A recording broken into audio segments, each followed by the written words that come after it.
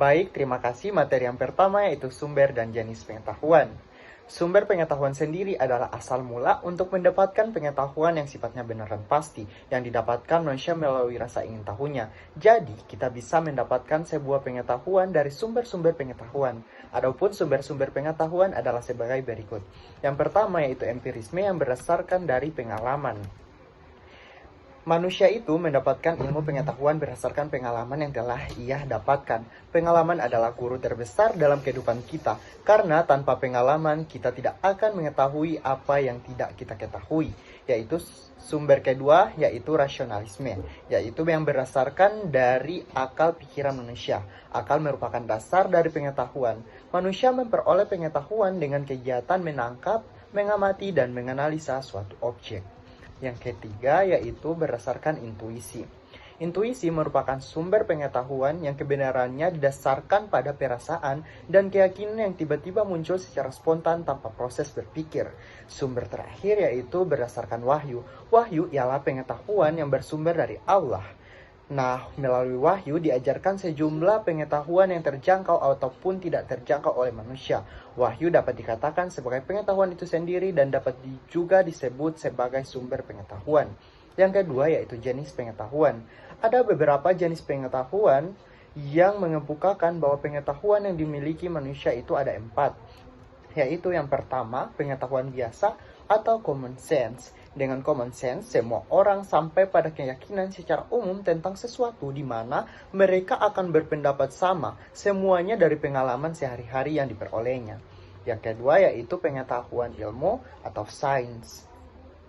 Nah, suatu pengetahuan yang berasal dari pengalaman dan pengamatan dalam kehidupan sehari-hari akan dilanjutkan dengan suatu pemikiran secara cermat dan teliti dengan menggunakan berbagai metode. Diperoleh melalui observasi, eksperimen, dan klasifikasi. Yang ketiga yaitu pengetahuan pengetahuan filsafat. Nah, filsafat lebih menekankan pada universalitas dan kajian ke dalam tentang sesuatu. Misalnya, kalau ilmu hanya pada satu bidang pengetahuan yang sempit dan rigid, filsafat membahas hal yang lebih luas dan mendalam. Filsafat biasanya memberikan yang reflektif dan kritis sehingga ilmu yang tadinya kaku dan cenderung tertutup menjadi longgar sekali.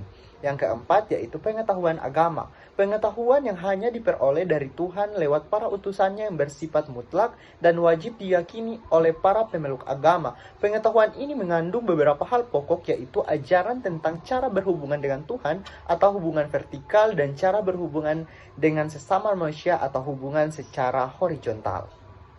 Baik, selanjutnya yaitu hakikat kebenaran. Kebenaran dapat didefinisikan sebagai kesetiaan pada realitas objektif, yaitu suatu pernyataan yang sesuai dengan fakta atau sesuatu yang selaras dengan situasi.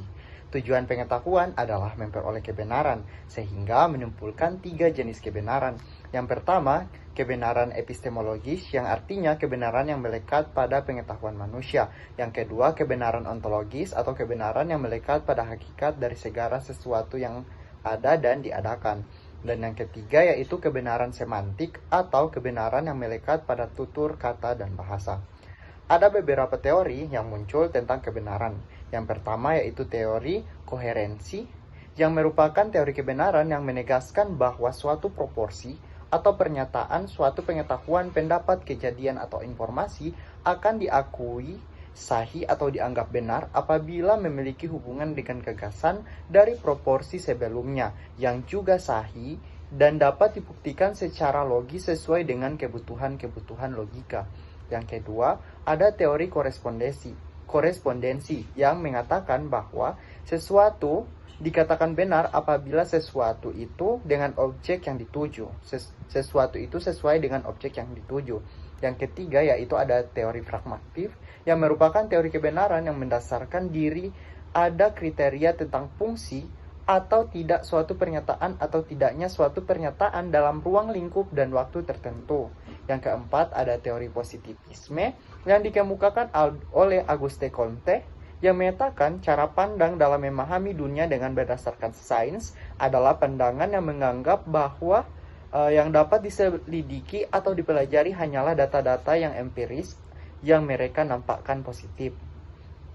Yang kelima, ada teori esensialisme yang memandang bahwa pendidikan harus berpijak pada nilai-nilai yang memiliki kejelasan dan tahan lama yang memberikan kestabilan dan nilai-nilai terpilih yang mempunyai tata yang jelas. Yang keenam, ada konstruktivisme yang didefinisikan sebagai pembelajaran generatif, tindakan mencipta suatu makna dari apa yang dipelajari.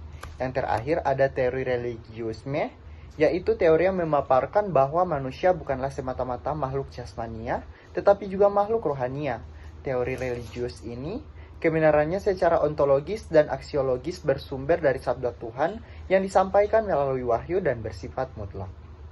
Materi selanjutnya akan dijelaskan oleh rekan saya. Oke, baiklah, yang selanjutnya yaitu dasar-dasar dari epistemologi. Nah, epistemologi adalah ilmu yang secara sistematis berurusan dengan sifat pengetahuan, fungsi sistem, kebenaran, logika, atau pemikiran.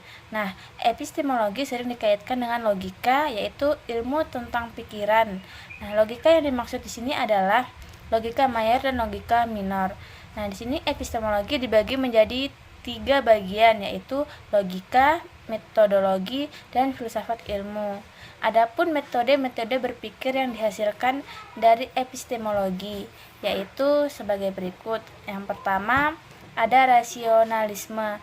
Rasionalisme adalah aliran yang mementingkan akal, pikiran sebagai sumber pengetahuan.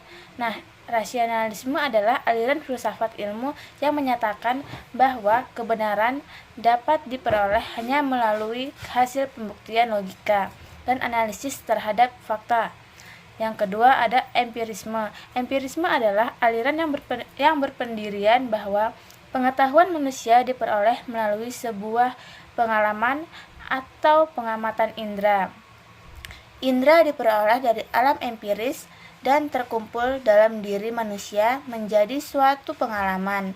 Yang ketiga ada positivisme. Tokoh aliran ini adalah Auguste Comte. Ia menganut paham empirisme. Ia berpendapat bahwa ide itu sangat penting dalam memperoleh pengetahuan. Yang keempat ada skeptisisme. Dalam filsafat, skeptisisme dapat merujuk pada metode penyelidikan yang menekankan pengawasan kritis, kehati-hatian, dan ketelitian intelektual. Yang kelima ada pragmatisme. Pragmatisme adalah aliran yang menegaskan bahwa pemikiran manusia menurut pada suatu tindakan. Yang keenam ada kritisisme. Kritisisme adalah suatu aliran filsafat yang dalam epistemologi berupaya menunjukkan jalan untuk mencapai pengetahuan tanpa harus terjebak dalam ekstremitas empirisme dan rasionalisme. 4. Netralitas ilmu pengetahuan. Wacana masalah netralisasi ilmu memang masih dalam perdebatan di kalangan masyarakat. Tetapi pada hakikatnya ilmu itu mempunyai nilai netral atau nol.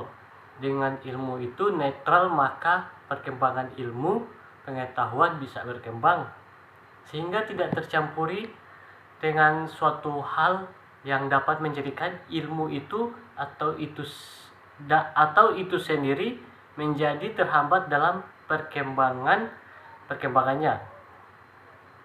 Sedangkan netral itu sendiri ada di berbagai pandangan. Yang pertama dalam pandangan ontologi, yakni masalah atau hakikat netral itu sendiri yang mempunyai ruang lingkup tentang baik buruknya ilmu yang telah ada. Kemudian ada dalam pandangan secara epistemologi, yaitu masalah bagaimana mendapatkan ilmu itu dan untuk mendapatkannya apakah sesuai atau malah menyimpang dari metode ilmiah. Ketika seorang ahli jantung ingin meneliti tentang jantung manusia, ada sesuatu kendala apabila manusia seperti jantung simpanse misalnya, tentu hasilnya berbeda apabila dokter itu menggunakan jantung manusia itu. Tetapi masalahnya ada beberapa yang tidak menyetujui hal ini, dikarenakan telah keluar dari rasa kemanusiaan. Padahal tujuan awal agar data yang diperoleh valid dan lengkap, tetapi mereka salah memandang hal tersebut. Sedangkan yang terakhir ada netralisasi dalam pandangan aksiologi. Ini menyangkut masalah nilai kegunaan ilmu itu sendiri. Seperti suatu hal yang sangat disesalkan oleh Albert Einstein karena penemuannya tentang nuklir, ternyata manusia sebagai pengonsumsi dari hasil temuan ilmu itu telah menyimpang atau menyalahi aturan yang ada. Padahal Einstein meneliti nuklir bukan karena dia ingin menggunakannya sebagai bom atau perusak, tetapi sebaliknya, yaitu untuk keselamatan manusia sendiri. Tetapi manusia sendirilah yang telah salah menggunakan hasil pikiran Einstein itu. Maksud dari netral itu sendiri kan ilmu itu tidak bernilai baik atau buruk, tetapi ilmu itu di antara keduanya. Sesuai manusia yang membawa ilmu itu, bagaimanakah menggunakannya, untuk apa ilmu itu, siapa yang memakai ilmu itu. Semua pertanyaan itu salah satu bukti kenetralan ilmu, karena terserah manusia itu membawa ilmu itu sendiri, terserah manusia itu menggunakannya, dan untuk apa ilmu yang dia dapat, dan siapapun orangnya ilmu. Berikut yaitu kaitan filsafat dan statistik.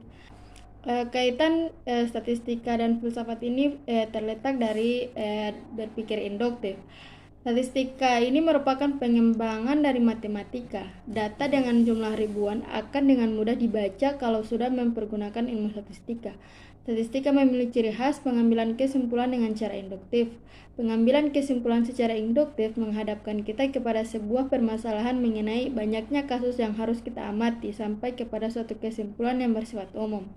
Logika statistika disebut juga logika induktif yang tidak memberikan kepastian namun memberi tingkat peluang bahwa untuk premis-premis tertentu dapat ditarik suatu kesimpulan dan kesimpulannya mungkin benar, mungkin juga salah. Pengujian statistika adalah konsekuensi pengujian secara empiris, karena pengujian statistika adalah suatu proses pengumpulan fakta yang relevan dengan rumusan hipotesis. Jika hipotesis terdukung oleh fakta-fakta empiris, maka hipotesis itu diterima sebagai kebenaran. Sebaliknya, jika bertentangan, maka hipotesis itu ditolak. Kasmadi DKK mengatakan pengujian merupakan suatu proses yang diarahkan untuk mencapai simpulan yang bersifat umum dari kasus-kasus yang bersifat individual. Dengan demikian, berarti bahwa penarikan kesimpulan itu adalah berdasarkan logika induktif. Pengujian statistik mampu memberikan secara kuantitatif tingkat kesimpulan yang ditarik tersebut. Pada pokoknya didasarkan pada asas yang sangat sederhana, yakni makin besar contoh yang diambil, makin tinggi pula tingkat kesulitan kesimpulan tersebut.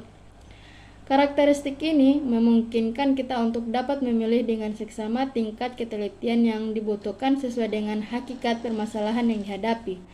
Statistika juga memberikan kesempatan kepada kita untuk mengetahui apakah suatu hubungan kesulitan antara dua faktor atau lebih bersifat dalam suatu hubungan yang bersifat empiris. Logika induktif tidak memberikan kepastian, namun sekedar tingkat peluang bahwa untuk premis-premis tertentu dapat ditarik suatu kesimpulan dan kesimpulannya mungkin benar, mungkin juga salah. Logika induktif tidak memberikan kepastian namun sekedar tingkat peluang. Dengan demikian, statistika ini di dasarnya adalah teori peluang.